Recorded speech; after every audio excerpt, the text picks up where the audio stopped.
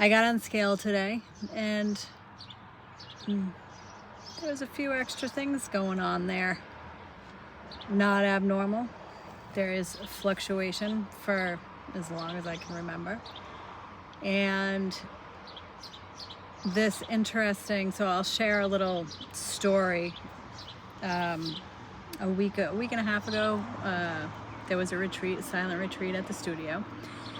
And during some of the silent time, I decided I wanted to write in a journal, and I didn't bring a journal with me, so I went in my office and grabbed an old one. I opened up a page from 2 or 3 years ago, and I was writing about my body and my weight, and it was literally the same as where I am today. The same weight, the same struggle. And I thought, what in the world am I doing, And it has changed over the years, the way that I love my body and myself, and it's not at the forefront of my mind. I'm not obsessed with looking a certain way. I am myself, right? I'm me. I feel more embodied, and I'm more, health is very important to me, and I am healthy. I am extremely healthy, and I could stand probably to lose a few pounds. I know I'm more comfortable at a certain weight. My clothes fit better. I just feel more comfortable in my own body, right?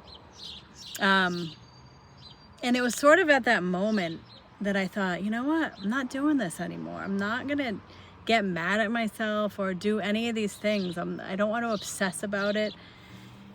I've seen so many bodies in my life as a massage therapist and a yoga teacher.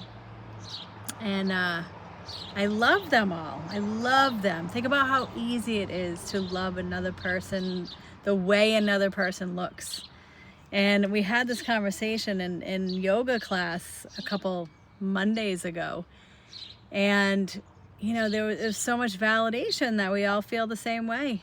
And I'm choosing different this time. I'm choosing to be gentle with myself and to care about myself and to be more mindful. That's really what I know that I need, is be more mindful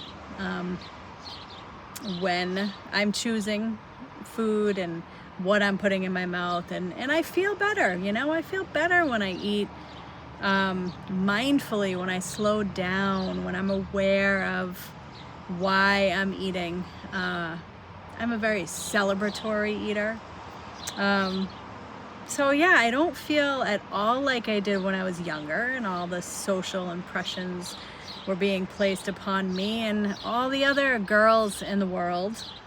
And through our families and through whatever we were ingesting via media, was it magazines then and TV? And it's constant. It's constantly in our face, no matter how much the world says, love your body, but then also blasted with what is supposedly ideal. And it's really silly.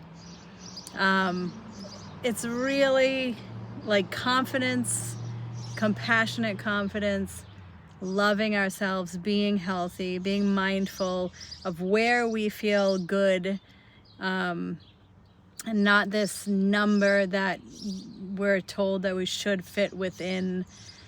So my approach this time is very different, and I hope that maybe this relates. You can feel into this and relate to that and explore this with me, is the approach of just being kind and loving, and more aware, and not having these expectations of this path to hitting any kind of goal, but exploring what feels very aligned and what feels light and what feels right.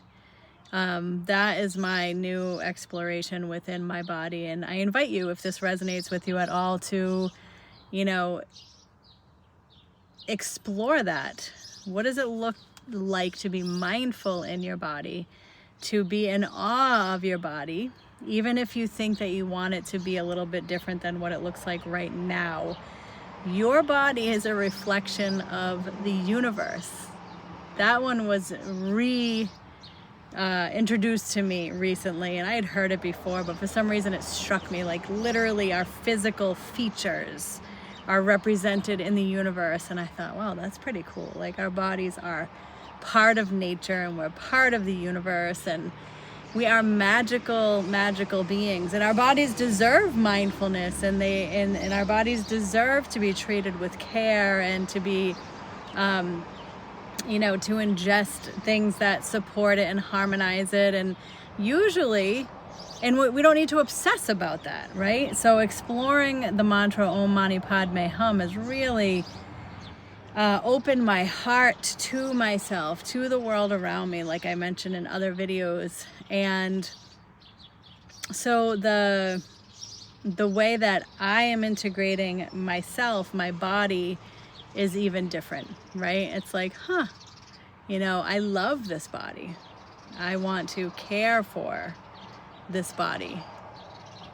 And then I also want to continue to love and not obsess. And I want to move and interact with the world around me and care about people and care about the work that I do and create and just have it all be holistically part of my life, and not this one thing that gets on my nerves, right? Like I don't want it to get on my nerves. I want to be curious about the inner promptings, the calling of my body, and to, again, just kind of continue to pull back the lens, to witness myself as part of the whole, and continue, I think it's just part of all these practices, engaging with our environment, helping, serving everybody, loving everybody.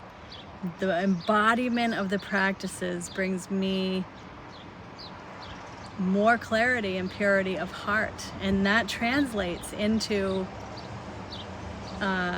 purifying the things that have been